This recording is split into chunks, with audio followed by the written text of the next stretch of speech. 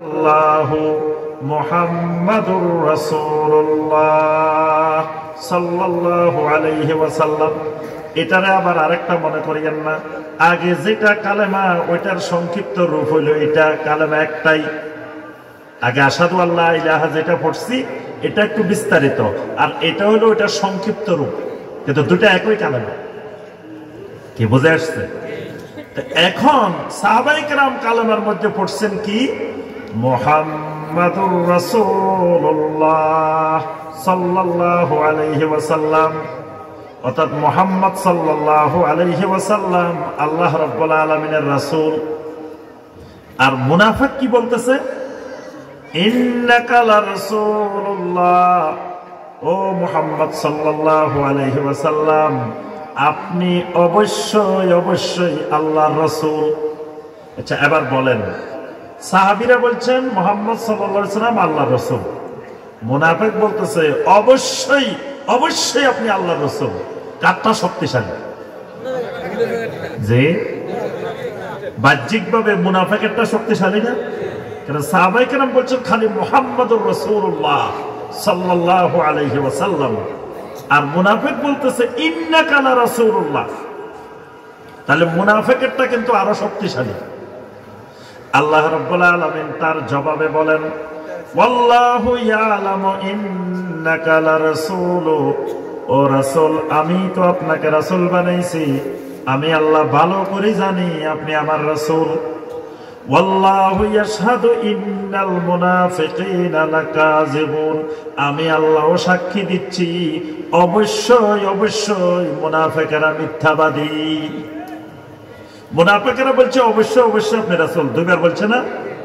আল্লাহ বলছেন আমি আল্লাহ সাক্ষী দিচ্ছি অবশ্যই অবশ্যই মুনাফিকেরা মিথ্যাবাদী।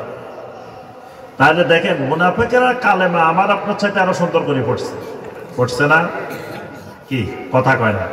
আমরা হইলাম বাংলাদেশি বাঙালি, যত সুন্দর করে আরবি পড়েন মদিনার মানুষের মতো আরবি পড়তে পারবেন কি? মদিনার মানুষের মতো আরবি পড়তে পারবেন?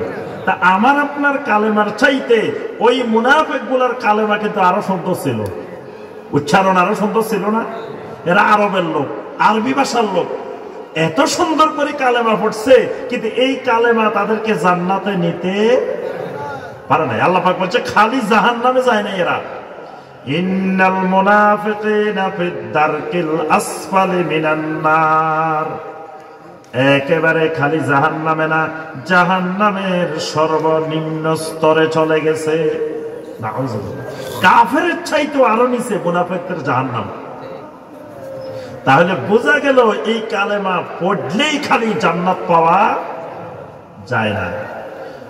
একজন প্রখ্যাত তাবেঈ ছিলেন ওয়াহাব ইবনে মুনাব্বিহ রাহিমাহুল্লাহ, এবং বড় মুফাসসির, বড় আলেম ছিলেন এই তাবেঈ। তাকে ছাত্ররা জিজ্ঞেস করলেন, আলাইসা লা ইলাহা ইল্লাল্লাহ মিফতাহুল জান্নাহ, ও ওয়াহাব ইবনে মুনাব্বিহ লা ইলাহা ইল্লাল্লাহ কি জান্নাতের চাবি না? লা ইলাহা ইল্লাল্লাহটা কি জান্নাতের চাবি না? ওয়াহাব ইবনে মুনাব্বিহ রাহিমাহুল্লাহ বলেন, লা ইলাহা ইল্লাল্লাহ জান্নাতের চাবি ঠিক আছে, কিন্তু চাবির মূল কারিশমা হলো দাঁতের ভিতরে।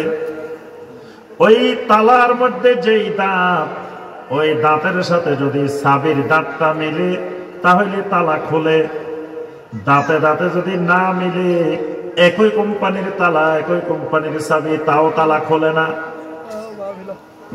তালা যদি একই কোম্পানির, একই রকম তালা একই রকম চাবি, একটা চাবি আরেকটার মধ্যে ঢুকান, খুলবে না।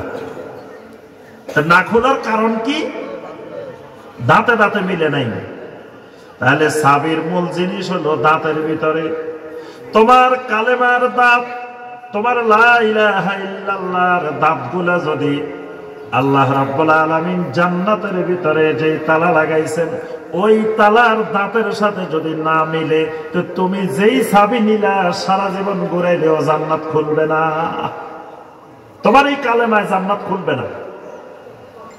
কারণ কি? তোমার কালেমার হয়তো দাঁতে নাই, সোজা চাবি একটা নিয়ে চলে গেছে। তোমার কালেমার মধ্যে কি নাই? দাঁত নাই, দাঁতবিহীন চাবি একটা নিয়ে তুমি চলে গেছো, তো এটা দিয়ে যত ঘুরাইবা জান্নাতের তালা খোলার সম্ভাবনা, অথবা দাঁত আছে কিন্তু জান্নাতের তালার মধ্যে যেই দাঁত, ওই দাঁতের সাথে তোমার চাবির দাঁতের মিল নাই, তাহলে তুমি যত ঘুরাইবা কাজ হবে না। তাহলে বোঝা গেল লা ইলাহা ইল্লাল্লাহর দাঁত আছে, কালেমার দাঁত আছে। কালেমার কি আছে? লাহু আসনান